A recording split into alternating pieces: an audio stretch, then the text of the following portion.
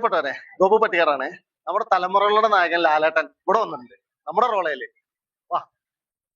പ്രധാനമായിട്ടും പ്രവാസികളുടെ ഒരു പ്രധാന അവതാരകനാണ് നമ്മുടെ മിഥുൻ. മിഥുനോട് കൂടിയപ്പോ ഗംഭീരമായി.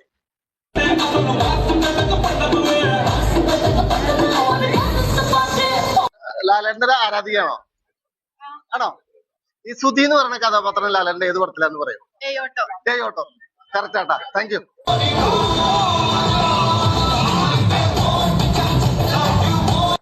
മിഥുമേ, വിൻസെന്റ് തോമസ് ലാലേട്ടന്റെ ഏത് പടത്തിലാ?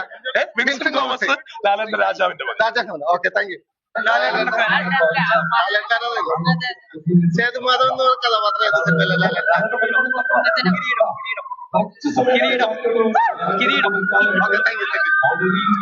ഷാർജ റോളയെ ശരിക്കും പറഞ്ഞ ഇളക്കി മറിച്ചുകൊണ്ട് നമ്മുടെ മിഥുന്റെ നല്ലൊരു അവതരണ ശൈലി കൂടിയായിരുന്നു. പിന്നെ ഷാർജ റോളില് മലയാളികൾ മാത്രല്ല, മറ്റുള്ള എമിറേറ്റ്സ് എന്നുള്ള ആൾക്കാർ കൂടി കാണാൻ വന്നിട്ടുണ്ടായിരുന്നു ഇവിടെ ലാലേട്ടനെ. അപ്പൊ അതുകൊണ്ട് പരിപാടി കളർ എന്ന് പറഞ്ഞ കളറായിരുന്നു. ലാലേട്ടന്റെ വിൻസെന്റ് തോമസ് എന്ന് പറയുന്ന കഥാപാത്രം ഏത് സിനിമയിലെന്ന് അറിയോ? അറിയത്തില്ല. അറിയില്ല. മലയാളത്തിന്റെ മഹാനടനെ കാണാനുള്ള തിരക്കാണ് ഈ കാണുന്നത്. 7 മണിക്ക് ലാലേട്ടൻ വരുന്നു പറഞ്ഞിട്ട് 7 മണിക്കല്ല വന്നത്, 8 മണിയായി ലാലേട്ടൻ വന്നപ്പോൾ. എന്നിരുന്നാലും എല്ലാവരും കാത്തിരുന്നു.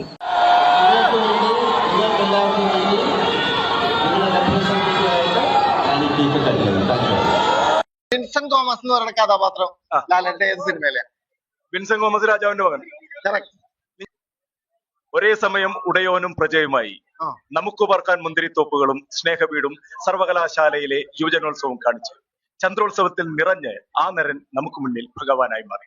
ആ അഭിമന്യുവിനെ ഇഷ്ടപ്പെടുന്ന യോദ്ധായുടെ പിൻഗാമികൾ ഇവിടം സ്വർഗമാക്കി. ഈ ആകാശ ഗോപുരത്തിലെ പകൽ നക്ഷത്രത്തോട് ഞങ്ങൾക്ക് എന്നും പ്രണയമാണ്. 20-ാം നൂറ്റാണ്ടിന്റെ വരവേൽപ്പിൽ ആ രാജാവിന്റെ മകൻ ഒന്നാമനായി, പിന്നീട് 6-ാം തമ്പുരാനായി വളർന്നു. സ്ഫടികം പോലുള്ള ആ മനസ്സിന്റെ മാന്ത്രിക ചെപ്പിൽ നാം എല്ലാം ഇന്നും ഈ ഭൂമിയിലെ രാജാക്കന്മാർ തന്നെ.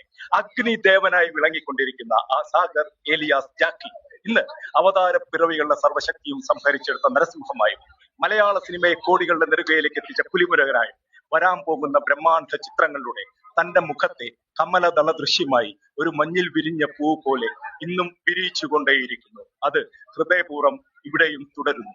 തൃശ്ശൂർക്കാരനായിട്ടുള്ള അജിത്ത് നമ്മുടെ ലാലേട്ടനെ കുറിച്ച് അതിമനോഹരമായിട്ട് സംസാരിച്ചിട്ടുണ്ടായിരുന്നു. എന്തുതന്നെയായാലും അടുത്തൊരു ചെറിയ വീഡിയോ ആയിട്ട് വരുന്നവരെ നന്ദി, നമസ്കാരം.